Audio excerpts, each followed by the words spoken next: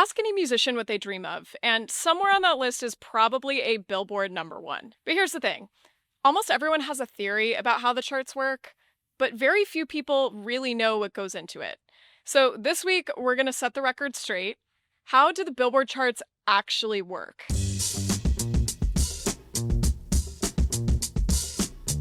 Welcome back to On the Record, a music business podcast from Billboard and Sickbird Productions. As always, I'm your host, Kristin Robinson, and today we are going to dive into all things Billboard charts. Even if you're not in the music business, you're probably familiar with our charts.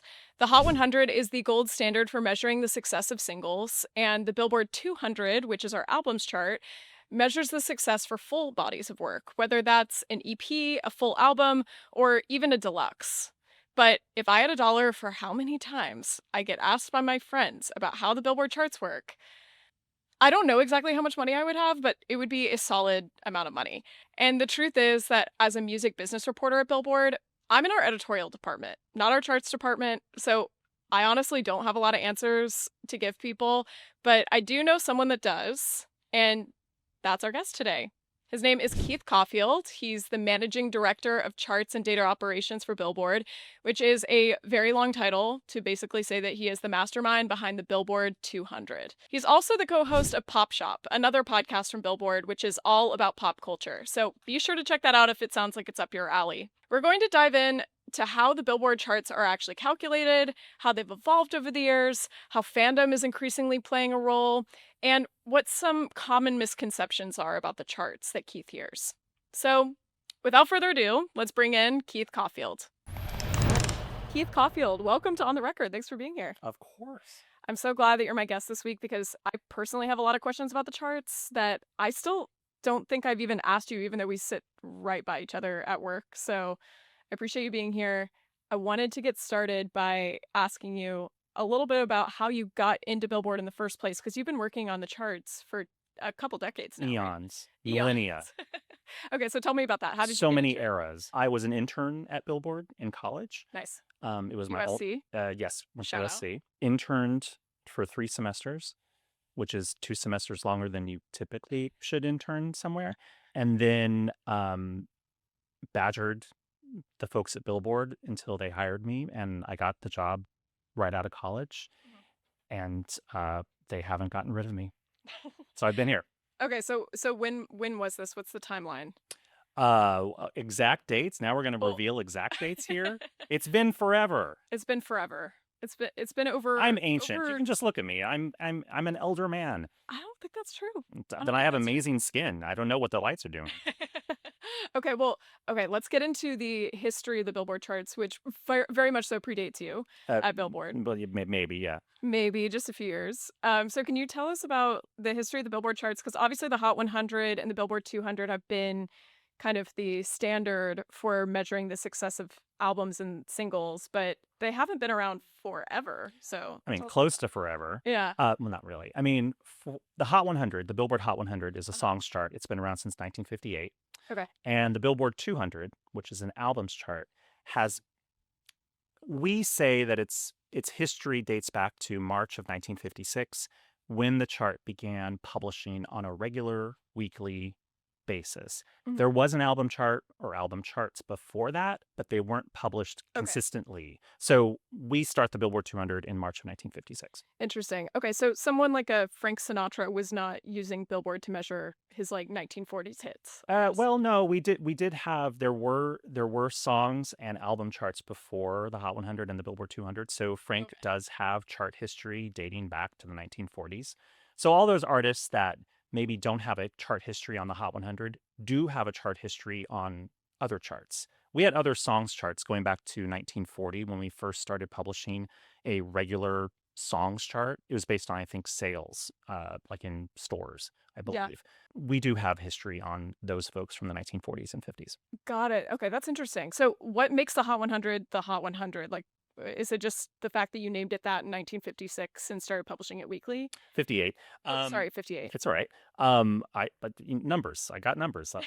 I'll start quoting numbers at you. I think it's because there was a special formula that combined, at the time, radio airplay and sales of singles in stores in a way that attempted to measure the 100 most popular singles in the United States. Singles meaning the songs that you could purchase inside record stores.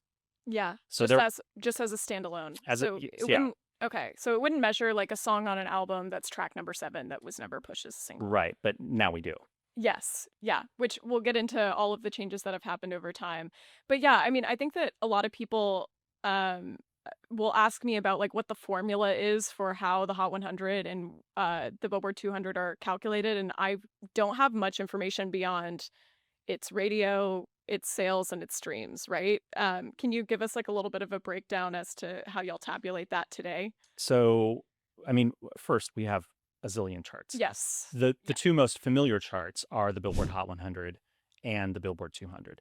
The Hot 100 is a songs chart. The Billboard 200 is an albums chart. And then we have a bunch of, I guess, like children of those charts that use the same methodology but have different genres covered in them. So, for example, the Billboard Hot 100 is an all genre chart for songs. But then we have a chart like Hot Rap Songs, which uses the same methodology as the Hot 100, but it has just rap and hip hop songs on it. And then Hot Country Songs, Hot Latin Songs, you get the idea. Billboard 200, same idea. You have the Billboard 200, and then you have charts like Top Country Albums, Top Rap Albums, Top Latin Albums. Same methodology, different genres. So, backing up a little bit, the Billboard Hot 100 combines airplay of songs, streams of songs, and sales of songs, both physical and digital. So if there's something on a 12-inch vinyl or a CD single, we will count that, or if it's just purchased as a digital track. Billboard 200, it's straight album sales, like pure physical and digital downloads, CDs, vinyl, cassettes, streams of songs from those albums, and then purchases of tracks from the albums. We combine those respective things into each chart using a mathematical methodology. It's not really a great phrase. And then we rank the titles based upon the spit out totals. And then we get the top 100 songs and the top 200 albums of each week. So how do you handle things that have emerged over time, like YouTube popped up at some point, TikTok has popped up, these other formats where people are consuming music, but it's not very traditional? Well, I mean, for a long time, the Hot 100, as an example, was only airplay and sales, like radio airplay and sales. It wasn't until the end of 1998 that we allowed non-commercially available songs to chart, meaning like album cuts, airplay hits, because we were getting to a point where lots of songs were not released as like commercially available singles, meaning you could go buy it. Also, this is, of course, before digital, before streams, before the iTunes store. So you had to buy a CD single or a cassette single. How quaint. And then, obviously later we added streaming to the chart, and then we added YouTube to the chart. What we don't currently have in any of our charts is user-generated content, UGC, which is, like you, Kristen, like making a fun video where you're dancing to Taylor Swift. That would not count towards any of our charts. So that would exclude TikTok, because that's essentially all user-generated content. Also, TikTok doesn't contribute to our charts currently. A lot of streaming services do. So if something you see like pops off on TikTok and becomes a viral trend, that usually has a cascading effect over other streaming services, where maybe you see something and then you go and stream it on Apple or Spotify. That stream does count towards our charts. Yeah. So basically, people have to take action beyond just the viral moment on the app for it to end up having an impact on the charts. Yeah, I mean, who knows what will happen years from now, but that's currently what's happening. Yeah, because y'all are always evolving it, right? Yes. Okay. So like in the charts meetings, which I'm not part of, like, are you guys constantly talking about, oh, this format is becoming more and more popular? How do we integrate it? How do we change the rules? Yes, we're talking about that. We're talking about that and all sorts of things that are happening, because we're always trying to, as best as we can, make the charts relevant to how music is consumed now and how it will be consumed in the next 5 years. So we're usually pretty cautious about how we include new forms of data into our charts, but we do constantly make tweaks and changes to the charts based upon market conditions and how people are consuming music. And going back to when you guys integrated streaming, I think people who are outside the music industry fail to recognize just how much of a seismic shift moving from sales into streaming as like the most popular format was. You're no longer buying anything, and you can also, select to stream just one of the songs and then move on from an album. I'm wondering how you guys found a way to integrate streaming into the charts. I imagine that was a challenge at that moment. Well, I think for both the Hot 100 and the Billboard 200, streams came into both charts after streaming had really kind of had a firm, grip on the American public.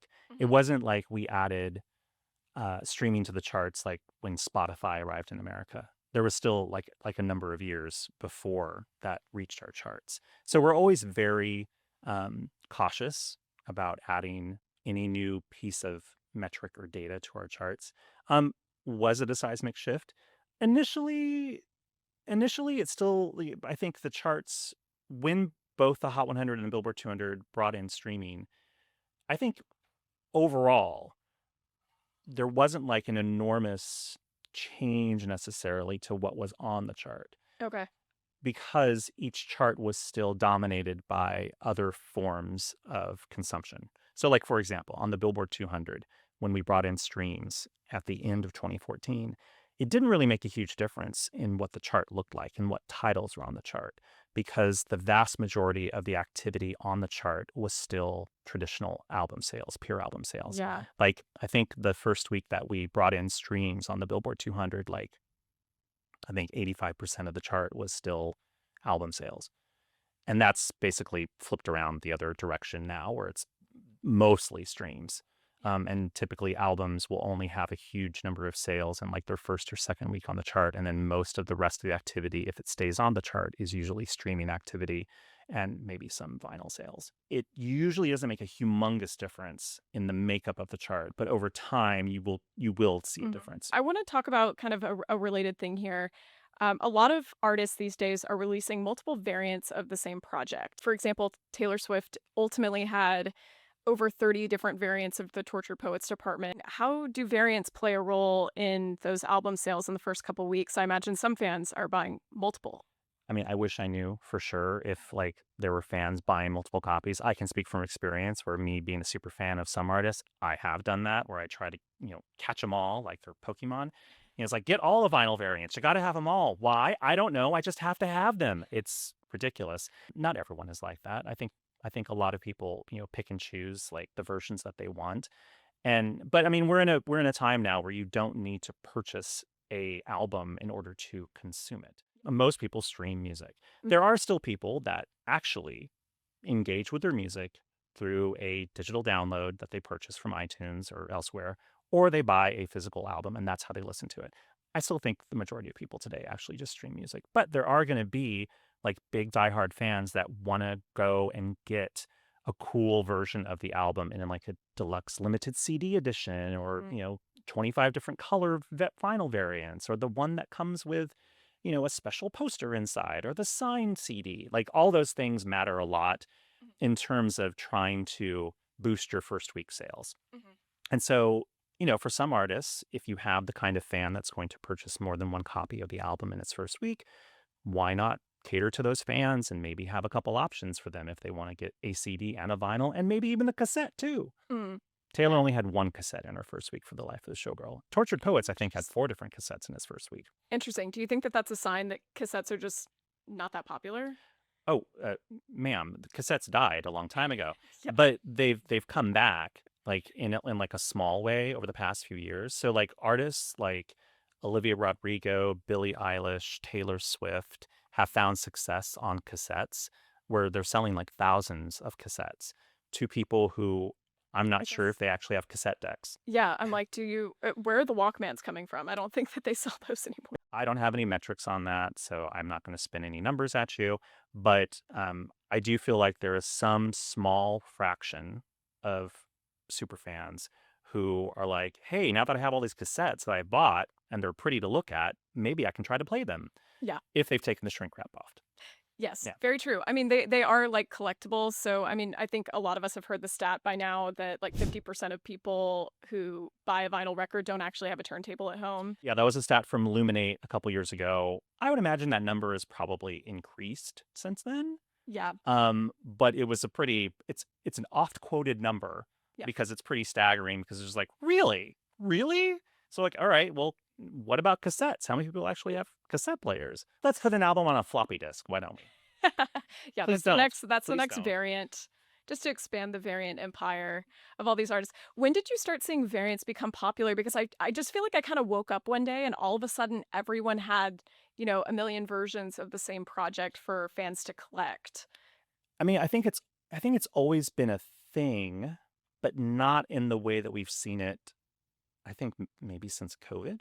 Like I remember being a kid and like there could be like a special limited deluxe premium packaging version of an album on CD that had like a limited release. That was like pretty rare. Like typically back in the ye olden days, meaning like the 80s and the 90s, generally speaking, there was like a CD. Now, there could be sometimes like maybe there would be a different CD edition for Japan, or maybe one for a different country, or maybe one that has a bonus track at Best Buy or something. Yeah. But what we're seeing now, where you have like 4 or 5 or 6 different CDs for an album in its first week, and then you have 8 or 12 or 20 different vinyl variants, that really only came about with sort of, I think, a combo package of the popularity of D2C, like artist official web stores, like Mhm. really taking hold, like in the past 5 or so years,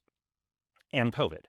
And I think it's the two things like combined and colluded during Yeah. COVID, where like we couldn't go anywhere, so we turned to artist official web stores. Those web stores really super served fans and gave them lots of options of things to buy, and leaned into vinyl and leaned into physical purchases of things that were both collectible and music, and cost a lot of money, and you can make a lot of money off of them. Yeah. I do wonder what you think success is for an album in 2025 in the age of streaming. Is it just getting It's to number getting onto one? the Billboard 200 Well, chart. well, of course. Well, That's of the right course. answer. The right answer is that. But, I think a lot of people can Also, it's maybe. fine if you're never on the Billboard 200. It's This fine. is You don't have to true. chart. This is true. We still care Success about is you guys. success in your own way. Yes, of course, of course. Well, I guess success on the charts is more so what I'm thinking about. So, obviously your first or second week you're going to have potentially a bunch of sales. You're going to have a lot of interest, a lot of curiosity streams of your project. So, I could imagine that an artist charts pretty well in their first or second week. But I think in the age of streaming, because we can measure every single time someone goes back to an album, Mm. I imagine that longevity on the charts is potentially a better measure of success. I'm wondering what your thoughts are, though, on that. I mean, just making the chart, making the Billboard 200, or making any of Billboard's charts is a feat. Hmm. It's hard. It's very hard to make the charts because the volume of either sales or streaming activity that you need is really high, because now the Billboard 200 and the Hot 100 effectively includes like everything that's ever been made. Like on the Billboard 200, the oldest albums ever can still chart. Like we Yeah. used to have rules that barred older albums from charting on the Billboard 200. Oh, interesting. We Okay. we call them catalog albums. Yeah. And And what defines a catalog album? Because I know some people think it's over 18 months old. it's over 18 months old, and for us it has to be below number 100 on the chart. Got it. But Okay. like but we don't I mean, we allow catalog albums to chart in the Billboard 200. So that's why you see a lot of like older Drake and Morgan Wallen albums, chart, for a million years. Hmm. I think we see a lot of albums that chart for 1 week or 2 weeks or 3 weeks and then fall off the chart Hmm. because they're front loaded with a lot of sales and don't have tons of streams to sustain their momentum. Yeah. Whereas then you have a lot of albums that hang around forever, from currently right now, Sabrina Carpenter or Noah Kahan or Morgan Wallen or Drake or Kendrick Lamar, who have so many streams, just constant streams of people just replaying the songs from the album on their personal playlists. And we Mhm. count all that. That keeps those albums on the chart for a very long time. Yeah. And I mean, I do feel like, kind of going back to my comment before about how I feel it's a seismic shift from moving from a pure sales environment on the charts to sales and streaming, Yeah. with streaming being the predominant method of consumption now. I mean, streaming really does measure in real time how sticky an album is with a consumer. Whereas sales used to be, okay, so, you went to the store and you bought the record. That's a huge deal. but we don't know how many times you spun that record after. We don't know if you listened to it once and you're like, oh, this album sucks. I'm never going to listen to it again. Yeah. Or if you listen to it every single day for the rest of your life. I'm wondering, when you compare chart success in 2025 to chart success in a different time period of the music industry, where maybe let's say like the 20th century music industry. hmm Um, are they really comparable? Like, remember that time when Drake said, I have more hits than the Beatles? Yeah. And he technically does. Yeah. If On the you Hot look at, 100, he does. Like he's got like, I don't know, was it like hundreds of hits now on the Hot 100? yes, yeah, exactly. But I mean, things have totally changed since the Beatles to Drake. It's a So can fun you it's a compare fun those two? game to play. It's Okay. a fun game to play. Like, can you really compare the current era to previous eras? And we do. That's the whole point of the Billboard 200 and the Hot 100 and any of our charts that have longevity over time. The methodology may change in how those charts are compiled, but because that chart existed and because the point of the Billboard 200 is supposed to, recognize or show the most popular albums in the United States. Now, what we defined popularity as has changed a little bit over time. At one point, it was just when you purchased an album. And then it became when you streamed the songs from the album and when you purchased the album. Obviously, it's changed over time. And we've changed the rules on what can and can't chart. Now we allow older albums, catalog albums. There was a time that we didn't. Um, so, yeah, it's always interesting to have that discussion of, well, can we really compare 2025 to 2005? It's like, well, yes, we can. I do think it's fair to point out the differences and the caveats, Yeah, yeah, just yeah. like we do on the Billboard Hot 100, where people will say, well, so and so has like X number of songs on the Hot 100 this week. How is that comparable to the 1980s when we didn't have streaming? So you Yeah, couldn't have all the album's songs chart at the same time. Like, I understand that. yeah, Like, I like playing the game too, where I would say, yeah, imagine how many songs from, Michael Jackson's Bad album would have charted in its first week when it came out. yeah. Or how many songs from the Beatles would have charted in the 1960s had we allowed anything that wasn't a single, like a commercially available single to chart. Totally. Like Sgt. Pepper's Lonely Hearts Club Band didn't have any official singles from it. Really? There were no singles from it. We know a bunch of the songs from the album because we've heard them forever, and certainly radio probably played the heck out of them back in the day, but there were no singles from that album. So nothing from that album charted on the Billboard Hot 100. That is interesting. I mean, maybe they charted later in some other form, but initially there were no singles from it. Yeah, but technically, like, given that we now allow catalog tracks, could they, if there was some resurgence, like, let's say there was a sync, it Y- put it in like one of the Sgt. Pepper songs made it into a popular TV show and it spiked. We have specific rules around kind of like revived songs on the Hot 100. Mhm. So, as an example, when Kate Bush was running up that hill, had the sync in Stranger Things. That song actually had a chart run back in the 80s, but then it came back and it was revived and it was promoted to radio. It was an official single. It was promoted and it recharted. Fleetwood Mac's Dreams, when it went Yeah. viral on TikTok with the ocean spray skateboarding dude, that song came back as well. There has to be, I forget exactly what the rule is, but those songs can come back under certain conditions.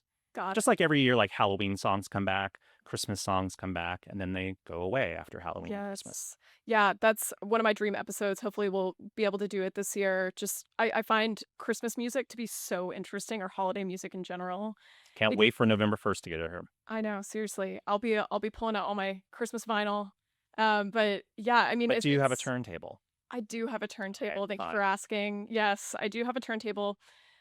Is it the best quality turntable in the world? No, I'm sure one of the audiophiles who, is on our staff would probably say it's not the best. Maybe you But should have some like expert in like the turntable field come on and talk about I turntables. know. Well, they would like just wipe the floor with me. I don't know enough about that kind of stuff. That being said, I just want to say for the record that for the record on the record Hmm. that it's not one of those Crossley suitcase Wow, ones that everyone shady. hates on. Shading on the Yeah, Crossley. I'm so sorry if you have one of those. It's the one that audiophiles do hate on a lot. There Apparently went your sponsorship. We're so sorry, Crossley.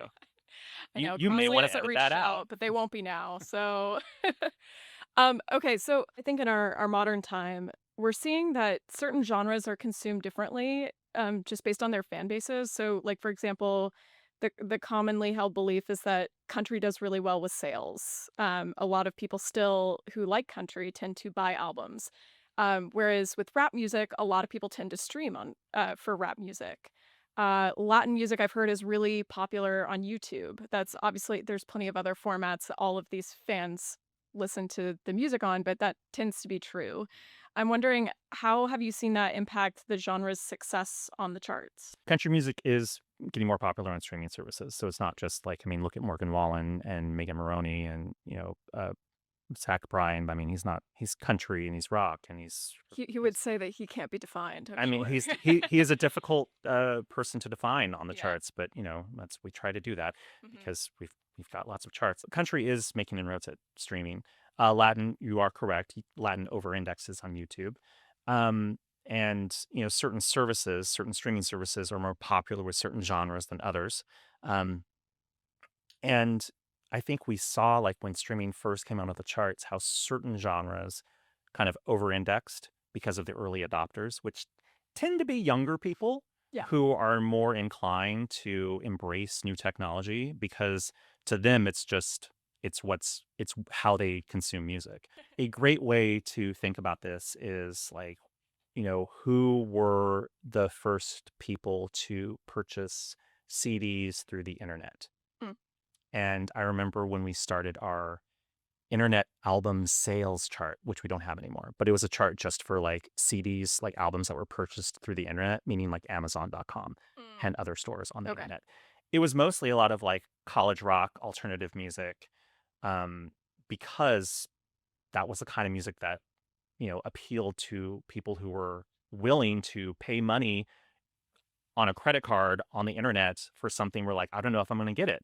Eventually, everyone caught up and everyone buys music off the internet now. Streaming's the same way. You start off with certain genres that tend to do well initially before it expands to everyone else. And I think we're at the point where a lot of people and a lot of genres, almost all the genres, are doing very well with streaming services. But you are correct that certain genres over-index with streams before they eventually um, equal out across all the genres. Yeah. So we just mentioned that, Zach Bryan is one of those artists that's a little hard to define in terms of what genre he is. There's plenty of artists that kind of fit that category where maybe you could say they're country, but also maybe you could say they're a million other things. We do have genre specific charts, Got tons of them. tons of them, tons of them. So how do you guys determine who goes where on these genre charts when someone is kind of in between genres? Well, most of the time, categorizing an album or a song by genre is usually simple.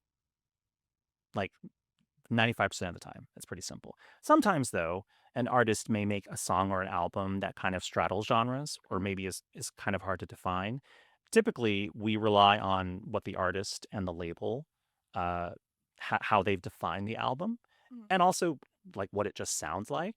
And also, an album or a song can be more than one genre. Like it can be like something can be a rap, dance, electronic record, or something can be a country and R&B record. Mhm. Like it can be multiple things. That's, I think, different than maybe it has been in decades past. Think like in the 1980s. The only way that you really listened to music was either on the radio, and most radio stations were formatted to particular genres, or you purchased a physical piece of music in a store. That was the only way you could really listen to something on demand, so to speak, at home. Or maybe you watched MTV or BET or VH1 or something. And all those all those things were highly, categorized and siloed off. Like even if you went to a record store, like there would be a whole section of just country music and a whole Yes. section of rock music. There wasn't just A to Z, have at it. Yeah. There's like the opera singer next to the country singer. Like, no, like everything would be categorized. And generally that was done just so that people could organize things, Mhm. just so it's like easier to find things. Mhm. And I think, today, the way people consume music, the algorithm is telling me that I should maybe be listening to this song, which may not be a genre that I typically listen to, but the algorithm suggests maybe I should. Yeah. So I don't know. It's just really different today in how people consume music, and so that's why I think more artists are willing to kind of go outside whatever box they may have been put in initially. Yeah, I totally agree. I mean, I definitely think that the decline of radio coupled with the rise of algorithmic recommendations has kind of led to people just listening to whatever. Yeah. It's all over the place. But that's also something I wanted to talk about. So I think that these days, we are all kind of in our own silos on the internet. This is true across music, across the content we're receiving on TikTok, whatever. Whatever the algorithm has determined we're interested in, it takes us further down that rabbit hole. Yeah. For that reason, I feel like I'm increasingly hearing people say, "Oh, that's the number one song in America right now. I've never heard of I've that. never heard of it." And it's like a giant Morgan Wallen song, or it's a giant K-pop Demon Hunters track. Yeah. And I'm wondering, how do you respond to those kind of comments like that? I mean, you literally just laid it out in the question. I mean, like my running joke is that I'll see a post on Billboard's Instagram about, Morgan Wallen being number one for like a millionth week. There's inevitably going to be a comment that says, I don't know who this Morgan Wallen man is. Who is this guy? Like, I'm like, are you just a troll? Are you a bot? Like, how could you not know? That Like, is possible. how could you not know who Morgan Wallen is? Even if you don't listen to his music, how could you not know that he exists? And I guess there is some conceivable way that maybe the algorithms have never showed you a Morgan Wallen song ever. It just seems weird to me. It's sort of like me thinking like in the early 1990s when Garth Brooks was like really breaking out in an enormous way, and every album that he put out was like number one, and he was playing Central Park in New York and playing stadiums, and he was just like, country became incredibly cool and popular in the early 1990s. He didn't have pop hits on like top 40 radio, but everyone knew who Garth Brooks was, even if you didn't listen to his music.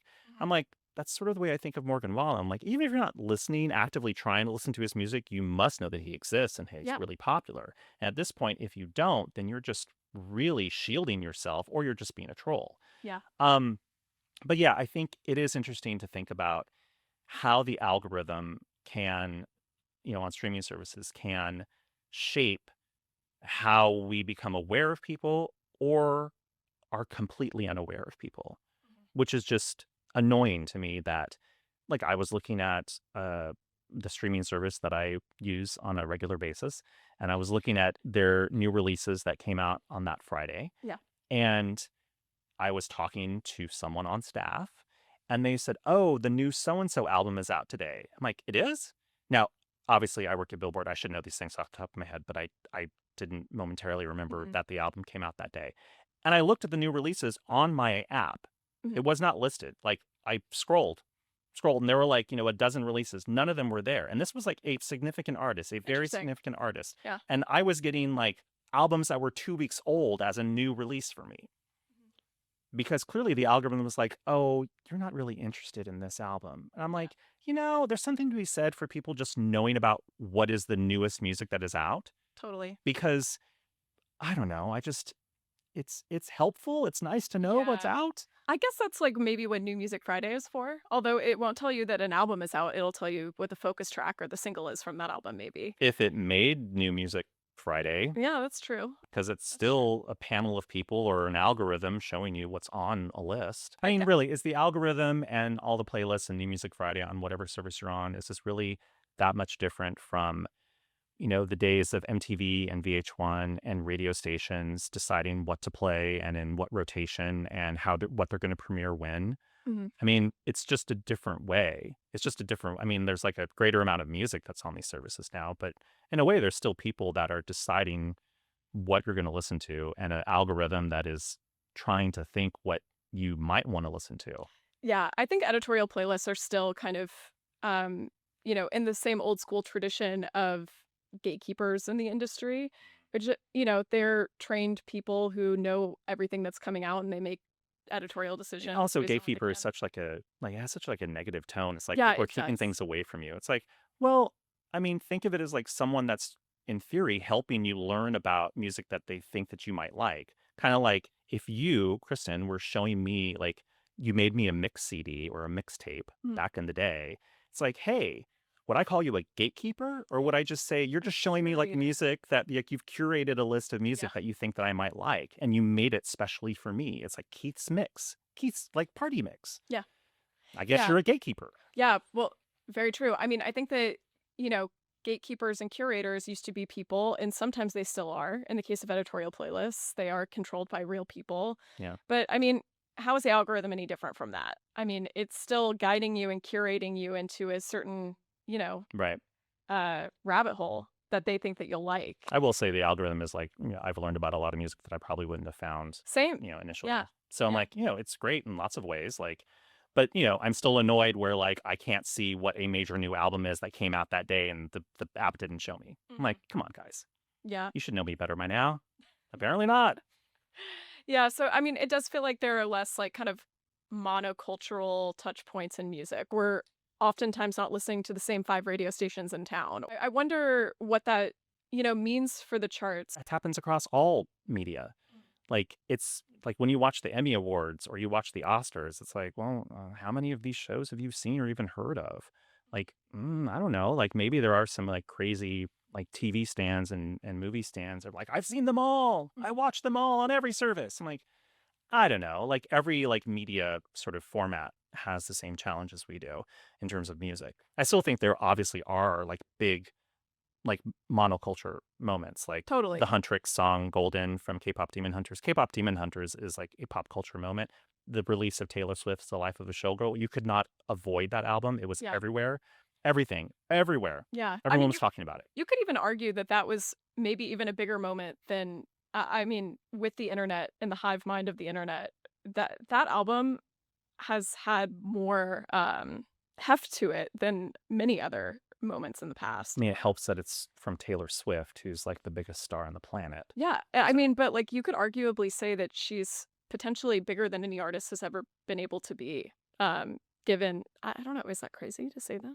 I don't know, you just said it. It might be crazy that I just said that, but I do think it kind of feels that way. She is so in a league of her own. Oftentimes, it's many artists' goal to get a #1 on the Hot 100 or the Billboard 200 charts, and people will kind of do anything they can to get there. I'm sure there's some people who savvily try to like get around chart rules.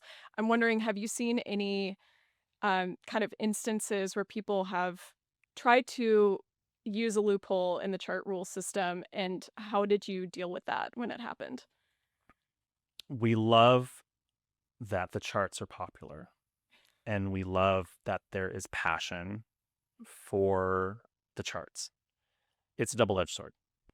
In theory, we would love the charts just sort of represent, here's what's popular, without kind of a bunch of like sort of, influences to sort of tinker with what is just sort of measured popularity. But, that's never really been the case. Like, there's always been, things that have like, tipped the scales or pulled levers. That's just the way marketing and promotion works, the record labels. Obviously, there are many artists that would love to be #1 or be on the charts, or it's important for them to be top 10, and we love that. We also love the fact that some artists just like, I don't really care where I chart. I'm just making music. And like we tell people that all the time. Like if something like isn't necessarily chart eligible, because we have lots of rules that, certain kinds of products may not be eligible for our charts. We always tell people like you should still make what's best for your fans. Like do whatever you do want to do. Just that particular thing maybe can't chart, but we always tell managers and labels like you should do what's best for the art and for the artist. Like it doesn't matter if it's on the chart. I'm like, it matters, but I'm like, you should do what's best for the art. So all that said, like, yeah, some artists care passionately about being #1 or in the top 10 or on the chart. And lots of folks will find, crafty ways to be on the charts. And I think, some people may argue that the idea of having multiple variants of an album is kind of a interesting way to find success in the chart, but there's nothing stopping anyone from having multiple versions of an album for someone to purchase. Yeah. I mean, we could go back to like the 2000s, and there were lots of instances where in order for you to get all of the bonus tracks for an album, let's say, you'd have to go to Target to get a CD that had one bonus track, go to Best Buy to get another CD with a different bonus track, go to Walmart to get another CD with maybe a different cover and a bonus track. That kind of concept doesn't really exist as much today. Do you not think so? I think that like It's in a different way. Now it's like vinyl variants and CD variants. yeah. Like, and maybe the bonus tracks are maybe parsed out in a different fashion. I'm just thinking like there used to be a time where you'd have to go from store to store to pick up all the different versions of an album. Yeah. So have you ever evolved the chart rules to try to close some of those loopholes?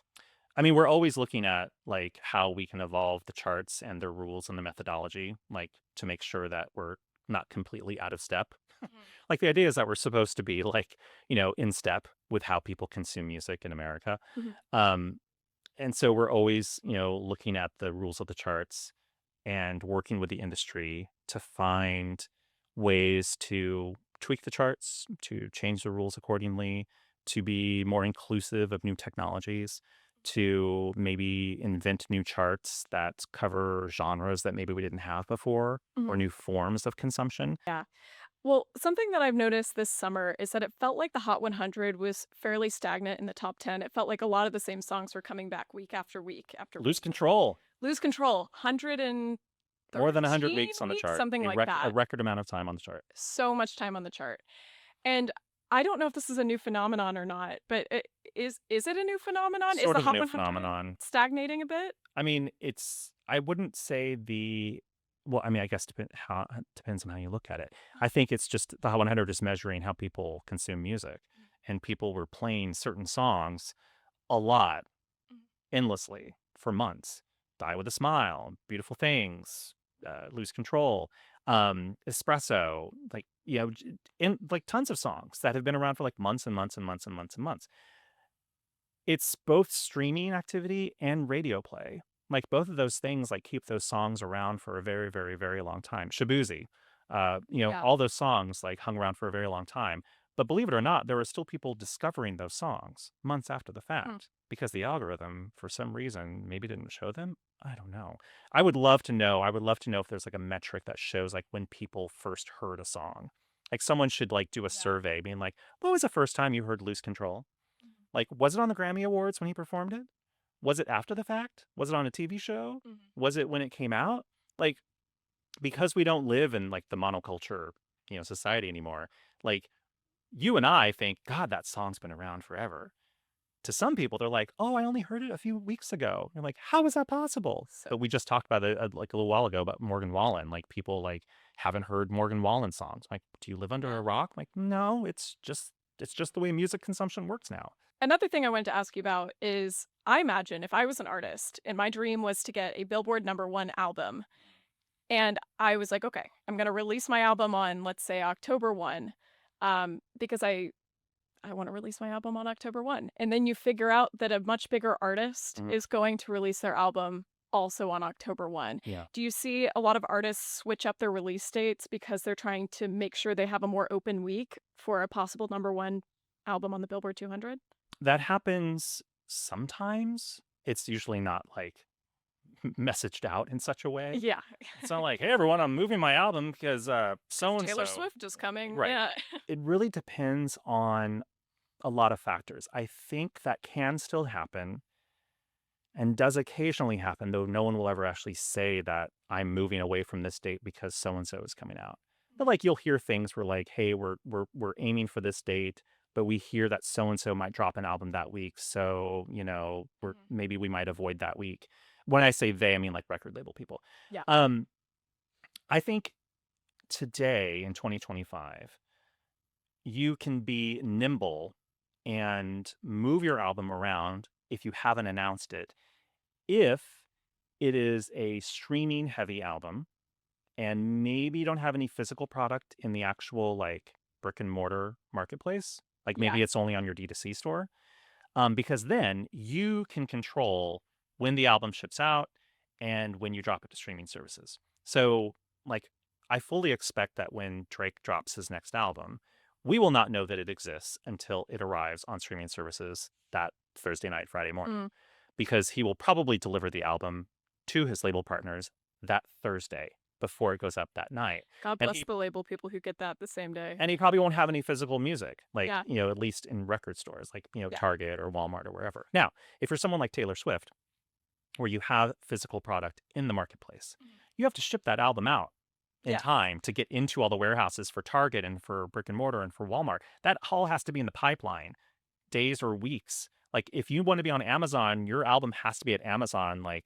I think it's a couple weeks before the album comes out. Yeah. Also, the lead time for creating a vinyl record Oh is yeah. pretty long. It's like what, 6 months, something like It's that. shortened. There Okay. are instances where I know that people have created a vinyl album in less than 2 months. I'm not. I think there are certain manufacturers in certain countries that do very quick work. I think typically you hear about physical like albums that have physical product being delivered to the label like usually 6 months in advance.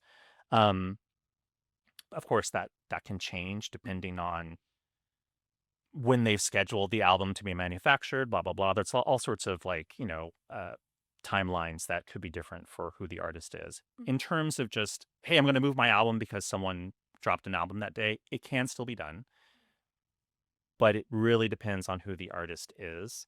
And that's why it always feels like today we know less about what's on the release calendar because most people aren't announcing their albums that far in advance anymore, unless they do have a physical campaign.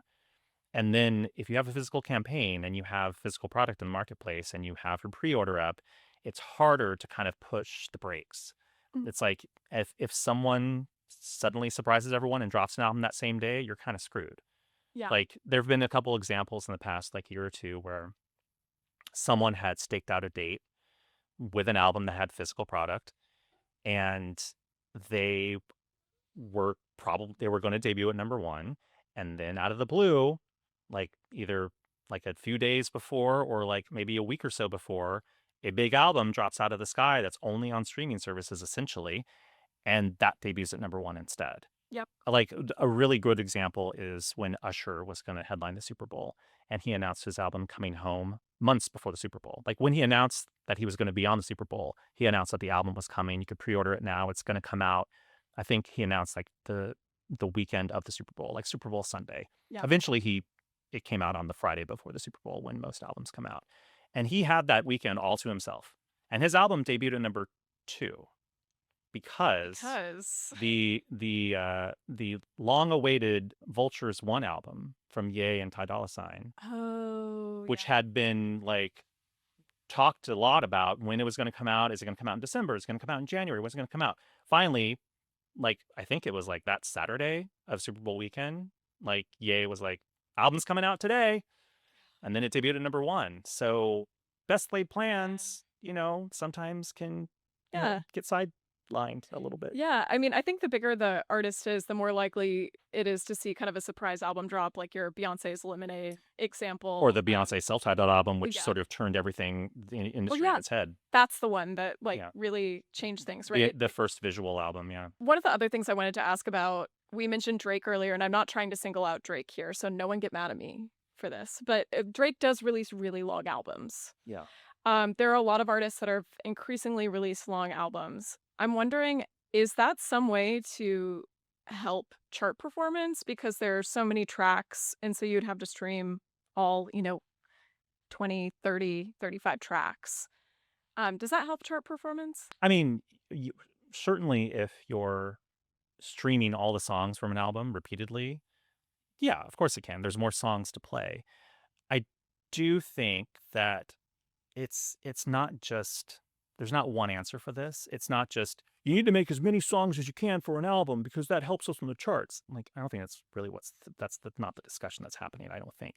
I think what's happening is that the artists themselves has a lot to say. I think maybe the byproduct of that is like, oh, and that can also help you on the charts. Yeah. So, but, look at Taylor Swift's The Life of a Showgirl. There were 12 songs. Yeah, but her last one. Tortured Poets Department, the deluxe edition had 31 songs. Yeah. In its first week. Yes. And Midnight's before that had, I forget what it was, like 20-something songs in its first week in the deluxe edition with the 3 a.m. edition if you added it on. I think there's always, you have to weigh the question of, well, how many songs do I want to put on an album? Mm-hmm. What does my art need to say? Combined with just sort of the business of it. Like, should we put this many songs on here? Should we maybe reserve some songs for a deluxe edition later? Bonus tracks for certain retailers? I do feel like we're seeing more albums that have more and more songs than before, but that happens throughout time. Like when vinyl was the only way to consume an album, you had one LP that contains like 40, 43 minutes, 44 minutes, if you count both sides, like Yeah. 20 something minutes on each side. Like So an actual physical limitation. there was a literal physical limitation to how much music you could put on it, unless you wanted to make a double album or a triple album. That's the idea. Like where like a triple album means there were like 3 pieces of product inside an album. It wasn't just sort of the amount of content; it was the literal pieces of content. Triple, double album. But then CDs come along. CDs can hold like 80 minutes. And then we have digital downloads. It can hold as much as you want. Streaming, you can put as many songs as you want. Yeah. So I think with certain artists, they will put as many songs as they want on an album because that is their art. Some artists are just like, you know what? I've got 12 songs and that's the body of work for this. Mhm. Like I don't think that Adele's next album is going to have 30 songs. That just doesn't seem to be the way that Adele operates, Yes. as an example. Yeah, very true. And so if an artist release, I feel like one of the things I'm also seeing right now is a lot of artists are releasing deluxe versions of their records. Well, they will just add on. Actually, Tortured Poets Department is a great example of this. These kind of deluxe albums, like Tortured Poets Department, are very common now, where you have an initial release that has a pretty normal number of songs on it, but then the deluxe kind of almost doubles the length of the record. Yeah. Does that all get looped into the same album for the Billboard charts? Generally speaking, yes. Okay. Like we have a set of rules about what can be combined together. Mhm. Generally speaking, when you see a deluxe edition of an album, it almost always is combined with the original version. And I think we've seen lots of instances where it's like an unusual deluxe in the sense where it's almost like it's operating as a second album. An example of this would be SZA's SOS, where she deluxed it like what was it, like a year and a half later Oh, yeah. as SOS Deluxe Lana. And when you looked for that deluxe edition, it had a new cover. The new tracks were sequenced as the first tracks on it. So that was now the Lana body of work. And then the tracks at the end of the album were the original SOS album. Hmm. But for us, the title of the album still starts with SOS. It still has all the original songs from SOS. You've added music to it, but it follows all of our chart rules to combine it with the original SOS. So on our charts, it's just SOS. There is no Lana album on our chart. But yeah, it does feel like that's happening more in like a different way, where people are deluxing albums with even more and more songs, almost like it's a whole second album. Yeah. And I mean, of course, with streaming's infinite shelf, you can do whatever you want. I often tell people, like, you really have to consider the method of consumption that is most popular at a time period when an album comes out to really explain why the album is the way it is. Like we were saying before, with vinyl, there's really a limited amount of space. Now you can do whatever you want. So the idea of what an album is, I think, is evolving and becoming a little bit more amorphous. Yeah. It's just a collection of however many songs you feel like fits what you're trying to say at that moment. Like an album is still an important statement for an artist. Yes. To be able to make a artistic statement where they have a concept or a message, like a through line, versus just standalone singles. That said, there's still a lot of artists that will put out like mini EPs, just standalone singles, like 2 packs of songs, for whatever reason, because it makes sense for their business model and how they're delivering their art. It really, there's no like perfect like concept of how to release music for each artist. There's a overarching like, you know, way that most big artists do, but that doesn't mean that it has to be applied to every artist. Mhm. And to end off our conversation, I wanted to do a little bit of a rapid fire of big chart moments. Oh, great, because I had to research these things, so I actually have Yes. answers. I must admit, I did brief Keith on this because I know you're probably not able to recall every moment off the top of your head. God, you underestimate me, but yes, I cannot. What is the longest running Billboard 200 #1 album? It is the West Side Story film soundtrack. Wait, Oh, really? I love that look on your face. It spent 54 weeks at #1, Okay. and then the album by a singular artist with the most weeks at #1 is Michael Jackson's Thriller with 37 weeks at #1. Okay. So West Side Story is like a multi-artist, it's a soundtrack to a movie. Mhm. But the album that is by like one artist that has the most weeks is Thriller.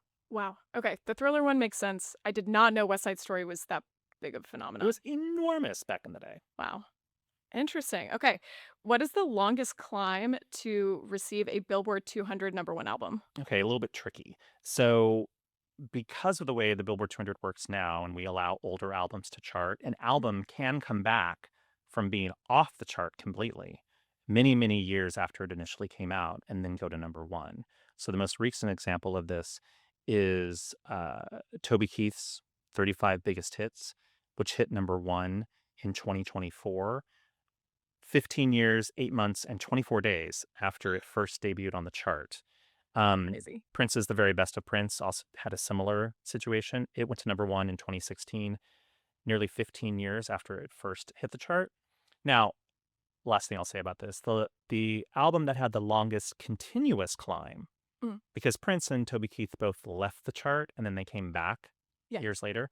The album that debuted on the chart and then just kept climbing or lingering on the chart until it finally went to number one, the record for that in terms of the most weeks is Paula Abdul's Forever Your Girl. Oh, wow. Which took 64 weeks to get to number one in 1989. And from its debut, never left the chart, and then hit number one 64 weeks later. Wow. Do you have any understanding as to why that happened? No. Aside from it was like a slow-growing album and had to wait its turn. Yeah, and it had tons of hits on it. Yeah. Wow. That's surprising. Okay. So who is an artist who's never had a number one on the Billboard 200 that I would be surprised by? I think it would be, I tried to look at this in the most sort of like neutral, even way. Okay. So I was looking at artists with like a lot of top 10 albums, but never a number one. So the rock band Rush has 12 top 10s, no number ones. Sting has 11 top 10s as a solo artist, no number ones. The Police did have a number one album, with Synchronicity. And The Who, they've had 11 top 10s, but no number ones. I'm surprised most by The Who. Yeah. Wow. Interesting. Okay. Who is an artist with the most Billboard 200 number ones? The artist with the most Billboard 200 number ones as of this recording in October of 2025 is the Beatles with 19. The artist with the second most as of this recording right now is Taylor Swift with 15. Okay. By the time you hear this, Taylor could have 16, 17. Who knows how many albums she'll release by the time you hear this podcast or watch this podcast. Wow. Okay. So she's really coming up on that record. That's very interesting. So, I mean, every album that she puts out typically is number one, and she had a lot of re-records, like re-recording Taylor's versions to help her as well in recent years. That helps too. All those are separate from their original versions. And I guess as a final question, I'm wondering, does fandom play a bigger role than ever in songs that chart on the Billboard charts? How do you define fandom? Fandom meaning, like, I think we often see on the internet fans congregating and talking about how can we help our favorite artists get a number one album or a number one song. Sort of like Stan Army situation. Yeah. So how much do fans play a role in the charts these days? I mean, they can play a significant role, especially if there's like some big motivating factor for people to turn out and like, let's buy a song this week because we want to, help it into the top 40 or whatever. Like that can still happen. Like streaming parties and those sorts of things like can always help. And it's always like fun to see like fans like cheering on and rooting on their faves on the charts. Like certainly I probably would have been one of those people like back in the ye olden days. For Madonna, maybe? I don't know. I'm wearing a hoodie that says Madonna on it. You tell me. But that didn't exist in the old days. But I always try to put myself in like that sort of situation. Like, oh, I wonder, like, had like the internet, like, had social media, the internet existed when I was younger. I'd shake my cane at the sky.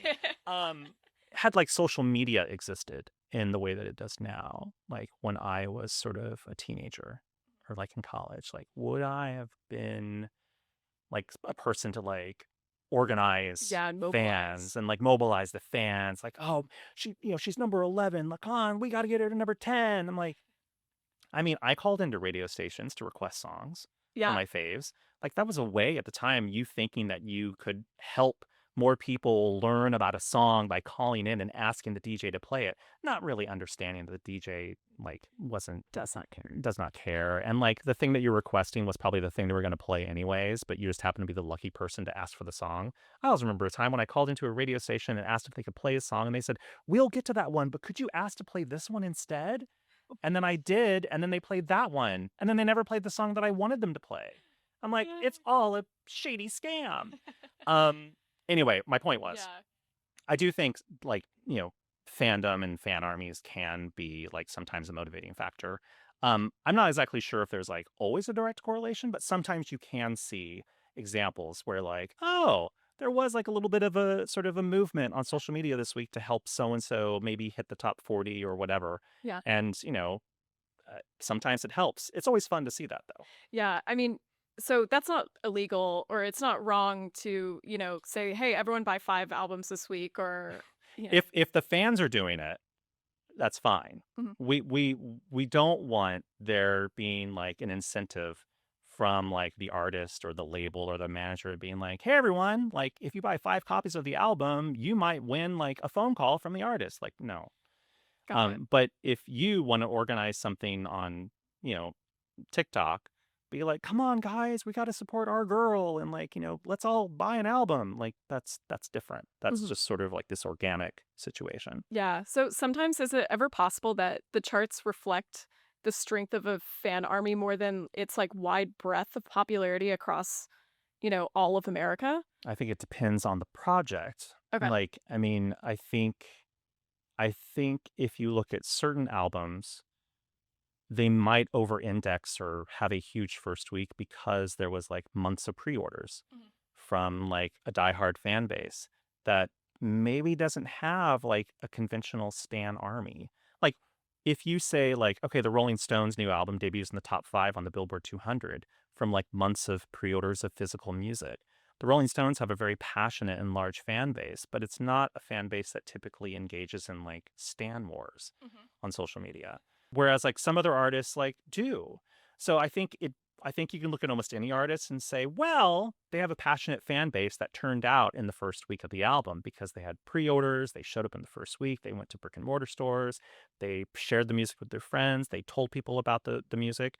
And it doesn't really matter who the artist is. Everyone always has passionate fans. That Mhm. fandom can just sort of present itself in different ways.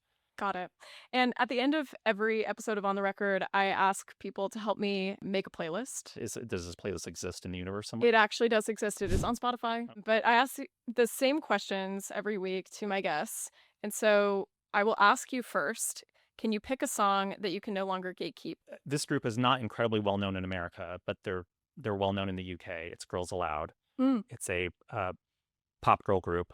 They had a really big hit. I mean, they had lots of hits. They had like 20 top 10s in the UK. But probably their most like iconic number one was The Promise. It's a great song. You should listen to it. Perfect. What is a favorite throwback of yours? Something that popped up a couple weeks ago, and I'm like still annoyed that it wasn't a top 10 hit when it did come out. It was like number 15, but it was Tina Turner's One of the Living, which was the second single from the Mad Max Beyond Thunderdome soundtrack. And lastly, what is a guilty pleasure of yours? Recently, there's been a band that's been in the news because we lost one of their founding members recently, Kiss. And they have a song that was essentially a disco song. And it was, I think, unfairly judged at the time. It was a big hit at the time. And I do think that now, I think most people view it as a classic, but it's called I Was Made for Loving You. Oh, yes. Yeah. Can you sing it all for us as we go out? That's our exit music today. Take it away, Paul and Jean. Well, thank you so much for being here. It was so much fun talking about the charts with you, and we'll have to have you back again soon. Thank you. Another special thank you to Keith Caulfield for coming on the show this week to talk all things charts. Here's the top 10 countdown for the week of November 1. At number 10 is Mutt by Leon Thomas. Number 9 is I Got Better by Morgan Wallen. Man I Need by Olivia Dean is number 8. 7 is Daisies by Justin Bieber. Father Figure by Taylor Swift lands at number 6. Number 5 is Elizabeth Taylor by Taylor Swift. Coming in at number 4 is Opalite, also by Taylor Swift. This week's number 3 is Ordinary by Alex Warren. The second spot this week is Golden by Huntrix. And finally, number 1 this week is The Fate of Ophelia This marks its third week at number 1. Thanks for listening to this week's episode of On the Record. And another special thank you to this week's guest, Keith Caulfield, for coming on the show. If you liked the show today, please consider hitting us with a rating, a follow, a thumbs up, all those good things. They really help a new show like ours to grow and to reach new people. Again, I'm your host, Kristin Robinson, and tune in next week for another peek behind the curtain in the music industry. I'll see you then.